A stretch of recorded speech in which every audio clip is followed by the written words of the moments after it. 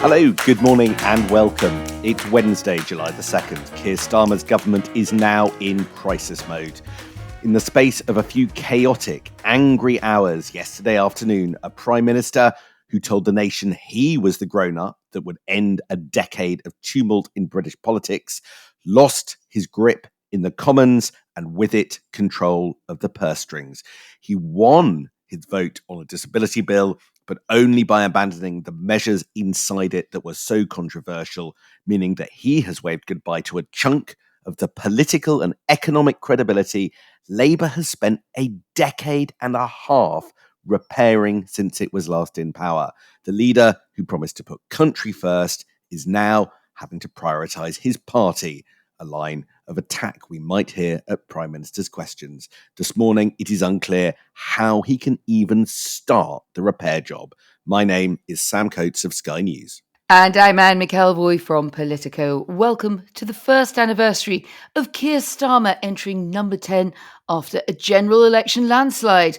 Well, this week should have been the moment he could dance confidently on the grave of the Tory party, ousted from power and still struggling at the margins. Instead, today, it's Labour which is licking its wounds, wondering what to do next, and expect recriminations to go on for days and weeks. The fallout from that vote last night. Elsewhere in government, among loyalists and among rebels alike, there is resentment and disbelief. But most of all, there is a massive black hole in the public finances and no obvious way to fill it. I think the last 24 hours will come to define Keir Starmer brutally and his premiership, and not in the way that he would ever have wanted. This is a Prime Minister with a landslide, yet who yesterday, in a massive moment, had to do what his MPs told him. A leader whose ability to take tough economic decisions when we already have borrowed as a nation over 100% of debt to GDP now appears curtailed. And a politician who is routinely accused, and this is happening quite a lot at the moment, of being unsure of his own vision of where he wants to take the country beyond a vague sense of reasonableness. And the choice now hurtling towards the Prime Minister, the Chancellor, and Labour MPs is whether they will support tax rises, spending cuts, or changes in those iron fiscal rules. Each one of them, Sam, extremely difficult, comes with major political downsides. A choice that I think the party in government has just been trying to ignore, while it was very evident that this day was coming, but it has come about in a way which is so dramatic and damaging to the reputations of those in the leadership in this government that I think you're absolutely right. I think this will have consequences that are not always easy to foresee from today, but will be very deep for this government. So let's take a moment to set out what went on and why the impact goes so deep. The turmoil in the Commons chamber yesterday has a very long tail, doesn't it? Let's do it as quickly as we can. Last October, in her first budget, Chancellor Rachel Reeves set herself eye-watering targets to reduce borrowing, which have come to define almost everything that this government does, and bluntly, which many of her cabinet colleagues are uncomfortable with. But she also left herself with next to no wiggle room to meet those borrowing targets. So she left herself £9.9 billion in case she spent a bit more, but that's not a lot. That was her sort of room for the manoeuvre against her fiscal rules. Now, this is assessed twice a year by the Office of Budget Responsibility, her own watchdog. And when that happened for the first time in March, she was found to be on course to break those fiscal rules because she'd already spent so much, meaning she had to find cash and lots of it and quickly. So she settled on raiding the ballooning welfare budget. And as we mentioned yesterday, that's why changes to the welfare system had to be so massively accelerated. Rachel Reeves needed over $5 billion to keep balancing her books because she would not give any sense of letting go of that fiscal corset, which you have to say is really squeezing the internal organs of the government now. Liz Kendall at Welfare, her department, at short notice expected to deliver. I still think that story may not be at an end. The plan sources, I think, have told both of us, and rather actually differing sources, but same story, Sam, that this was a plan that Kendall didn't want. She'd spent many, many years, indeed decades, thinking about welfare reform. She would not have done it like this. It needed primary legislation. It needed the support of the party. And for months, the backlash has been building. Whips have been saying, and Number 10 did seem to ignore that, insisting they would simply hold firm and that would see them home. Keir Starmer, of course, making that unfortunate remark that the revolt was just noises off, which I think, in fairness, he regretted pretty quickly. But it did misjudge the mood, and the consequences have been a bill that had to be pushed over the line in utterly chaotic circumstances and gutted of its main money-saving thrust. So when Andy MacDonald, the Middlesbrough MP, said, "What are we supposed to be voting on tonight?" he wasn't alone. He absolutely wasn't. Look, when this all came home to roost yesterday, it emerged that despite having a landslide majority of 165 is the majority, Keir Starmer didn't have the votes to get the plan through. So the first sense of this properly was on Tuesday, and effectively the government sort of slashed the plans in half and rode back on £2.5 billion of the savings. But yesterday, Keir Starmer basically authorised abandoning the rest of the savings. So staring defeat down the barrel, a defeat that they didn't even seem to anticipate yesterday morning, even though unaccountably, and because we were saying on the podcast that it was seeming pretty likely, even though lots of other people weren't.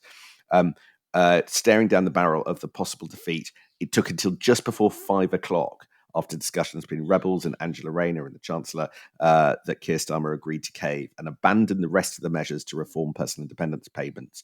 And with it, that blew a £5.5 billion black hole. Those savings, which Rachel Reeves needed so much just 3 months before, had essentially to be jettisoned in order to get something through the Commons, although it's not entirely clear that they got much through.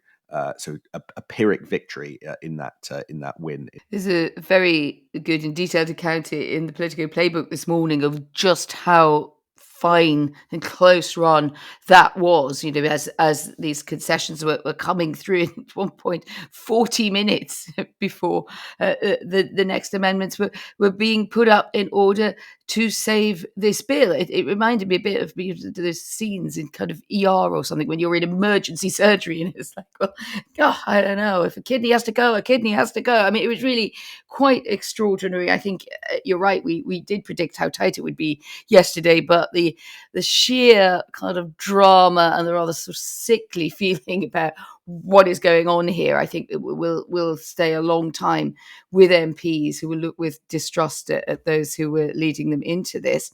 So what will happen now in more concrete terms, there will simply be a review into disability payments by Stephen Timms, the minister responsible. That will take over a year. That takes us to autumn 2026. And critically, alongside it, a promise that the review won't seek to generate savings for the Treasury, which does appear to have been the initial purpose now.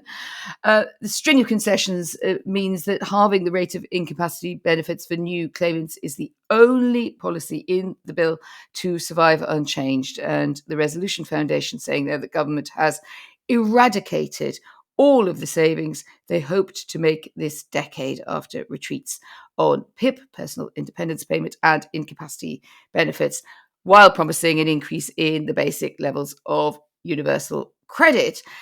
They say, Sam, when you add it all together, it actually comes to a slight increase in spending by 2029-30 of around 100 million. An emergency attempt to fill a financial black hole that ends up spending more money. It's incredible. And despite all of the concessions, and some 40 plus Labour MPs still voted against the government bill in abject fury that goes beyond just the Socialist Campaign Group. New intake MPs are on the list as well. So the political consequence of this is that Keir Starmer can no longer trust his massive majority to deliver difficult decisions. And the economic consequence of this moment is that Rachel Reeves is again, for the second time this year, now on course to miss her fiscal rules. She's going to blow her borrowing targets again. And between now and the autumn budget, she must somehow find north of £10 billion a year to get back in the black or face the wrath of the markets for breaking her fiscal rules. In the words of one Labour veteran who I was in contact with this morning, this government should limp to recess and then plan a big reset in the autumn because they're holed below the waterline in their dealings with their own MPs. The plan hasn't worked and the leadership is shot through. They can go on, but not like this. Right. Well, like how then? Because that's probably not the worst idea that your Labour veteran contact was talking about. There is just get to the recess and go back to basics. One of the problems that strikes me out of all of this is it looks like part of a pattern. It's hardly unknown to our listeners that Keir Starmer's been a bit prone to 180 turns, U-turns, etc. But I think the fact that it just keeps on happening is what is eating into the muscle mass of this government, whether it was on winter fuel, whether it was on the grooming inquiry. There's a tendency to say things, get the horses charging in one direction, and then when things get difficult, either rear back or, in this case, you could say almost unfortunately, not take the decision to go back earlier, to either pull the bill or to signal amendments much earlier. So I think it's all of those processes. I don't know if you see it like this as well, Sam, where things are really falling apart on the inside. That can be the team around Keir Starmer, also the relationship with MPs and the Treasury and Rachel Reeves. And you get away with it a few times. People are a bit annoyed. But then when it happens in such a direct way, which they feel has dragged the reputation of the party a bit through the dirt as well, then I think there will be consequences.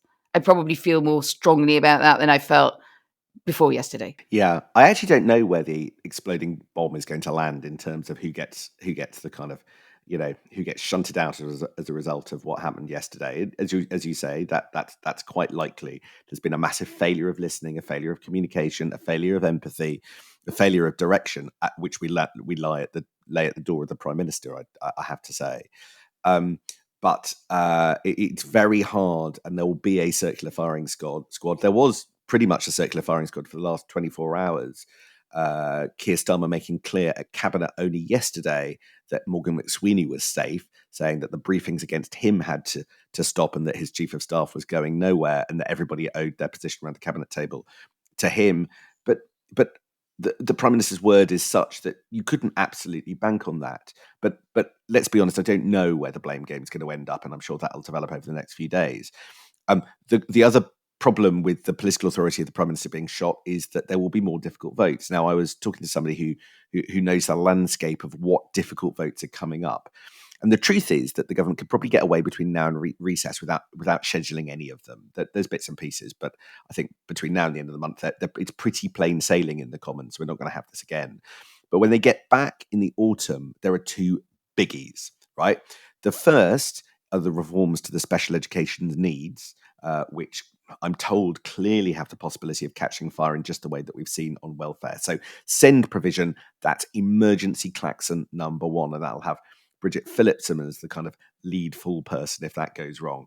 And then post-summer, the other one is the farming agricultural property relief. This is the inheritance tax that you've seen farmers up and down the country protesting, coming to Westminster and complaining about. That's the amount of tax relief that's being reduced on agricultural land when it's passed on to people's children after they die, and that is another really toxic subject that has caused Labour a lot of damage when it comes to its reputation outside of the cities. We've focused a lot on the Prime Minister and his responsibility, Sam, but I do think it was also a day when the light will turn subsequently very much fiercely on spotlight on Rachel Reeves, the Chancellor, and really whether what she laid out, the demands that she laid out, were persuasive to the Prime Minister and put them on this particular course, which has turned out to be pretty disastrous. And I think, in fairness to Liz Kendall, who's been very good at not giving too much away, even with her facial expressions, but must be very much fuming inside that it ended up this way because of the demands of the Chancellor to do the cuts and to do them in this way and on this timetable, and that kind of lack of political fingerspitzengefühl gefühl, political intelligence about how it was all going to land. So isn't perhaps the most pointed competence question here for Rachel Reeves and the fragility of her position? I was talking to a former, not long ago, Tory chancellor saying, putting aside any differences about policy or politics, what did he think the outlook would be, if he had been in this position? And he said, I think another year for Rachel Reeves, because once you've got this far, you might as well let her take the heat and try and sort out this mess somehow, carry it all over the line. But that would use up, it would use up a lot of authority, and that in a year or so, Keir Starmer may be thinking, I'm having a quick look around. Who I don't know is, could Jonathan Reynolds maybe manage it? Is it Pat McFadden time? Or indeed, have all of those calculations gone out of the window because they're all tied into these decisions? Interested in what you make of that. So I think the mood in the Parliamentary Labour Party is moving a bit against Rachel Reeves. She's been quite a deft handler of them for large parts of this Parliament so far, but undoubtedly she's taking the heat for what happened. But they aren't the only judges of a chancellor, and this is where it gets really difficult. Because if you're looking around, I think it's worth noting that of all the possible market-friendly chancellors that there are, Rachel Reeves is probably the most market-friendly. If the chancellor gets ousted because there is a perception that her fiscal rules were too ironclad, she was too disciplined, and her own party did not like that, and therefore she cannot stay in her post. Again, we are putting ourselves in the crosshairs of the markets that will be nervous about a new chancellor with a greater capacity to borrow when our debt to GDP is already over 100%. So is it the case, and the thing that might keep her there is the fact that there aren't any as market-friendly alternatives? But as you say, the lack of political clout of her and her team, and her team are increasingly getting her political team are increasingly getting the blame here. I think is inescapable. Let's look at the various challenges that she has and the options that she has. Look, everywhere you look, there is just a massive need to find more money. But she's taken almost every option off the table. Welfare savings in order to fill the north of £10 billion black hole. Well, frankly, they look pretty much impossible right now because the party is clearly able to stop them. Cuts to Whitehall. Well, she's just negotiated a 3-year spending plan with colleagues. So it feels incredibly difficult for her to reopen those and take away yet more money from cabinet colleagues, and they'll say no. Tax. She has taken 75% of sources of tax revenue off the table. Now, she can raise something like £15 billion in tax. And that is an option for her, and I would expect her to look at. Now, write this list down: personal income tax thresholds, duties on things like alcohol, bank surcharges, pension tweaks to the things like the annual allowance and the lump sum, and she could scrap the dividend allowance. If she does all of those things, and you can pause and rewind, I'm sure we'll get endless headlines in newspapers about those. That could get you about 15 billion, I'm told. But north of 10 billion is the minimum of what she's going to need. There are stories in the papers this morning that the OBR might also downgrade its productivity calculations, creating yet another black hole, further black hole that takes you to 15, 20 billion. There is a sense of the public finances spiraling out of control, and the 5 billion that she lost was only the first step of reforms. And so, I don't know what path she's going to go down. You remind me that there are direct consequences from this for better off voters, and I think they're going to feel them pretty sharply, because I don't see Rachel Reeves now having that ability to pick and choose between the kind of remedies or piggy banks to raid that you laid out there. I think we're seeing that she is actually going to go for that swinging cut to ISA levels, the amount of money you can put into your ISA tax-free, which now looks like it is really going to come down. Very good FT story about this, a bit lost in the weeds of the last 2 days, that it could come down as low as about 4,000. Well, that will be up for negotiation. But I think she's going to have to do some things unless she is prepared to completely blow up her fiscal rules, and she is not. Then a lot of other people are going to feel the pain from this. Now, you could make the very Labour argument. They're not in the position of need and often vulnerability as the people affected by the welfare and disability cuts. But, that's also that important part of the coalition, isn't it? That brought Keir Starmer to power, and that he needs to see off reform and possibly, even improbable as it may sound from here, any Conservative revival. So I think you're right. I think, there's going to be a bit of a middle class blowback on this. There's a lovely little story actually that I spotted in Playbook that encapsulates where we are, though, because the Parliamentary Labour Party is just pulling in the opposite direction from the discussion that we're having. I read that one Labour MP actually asked a government aide, well, now we've done that, could we maybe abandon the 2-child benefit cap? Only be told by an incandescent aide, look, you've just spent all the money. So I think the Labour Party will continue to tug in a additional spending direction, and it's just unclear where this government is going to be able to draw the line. When you look around, Anne, just in the final few seconds, is there anything remotely that looks like good news for the government? I think we've got to the point where stories which otherwise would have been far higher up our running order and everybody else's, we're just squidging them in at the end because this has been such a mammoth day and overnight in politics. But there is one bit of good news, and it is actually a scoop from my colleagues at Politico here and in Berlin jointly, and it is that this long-awaited UK and Germany wide-ranging treaty defence, travel and economic cooperation is finally about to be signed in mid-July. So I think we can expect a Friedrich Merz visit to the UK around that time to mark. That's been a year of negotiations. And it does have one really interesting clause when we turn our minds back to NATO defence, etc., a mutual assistance clause specifying that any strategic threat to one country represents a threat to the other,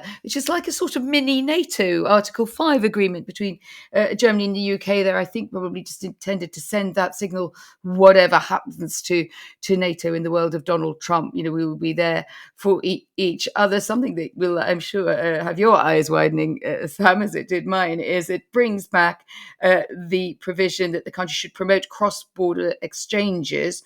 So basically the youth mobility scheme dressed up in something that won't be called the youth mobility scheme, because we know that causes difficulties for the government when it comes to looking too much like a potential immigration by the back door. But the German side, we discussed this a lot on the podcast, really, really wanted that. I think that has been the price of deeper cooperation.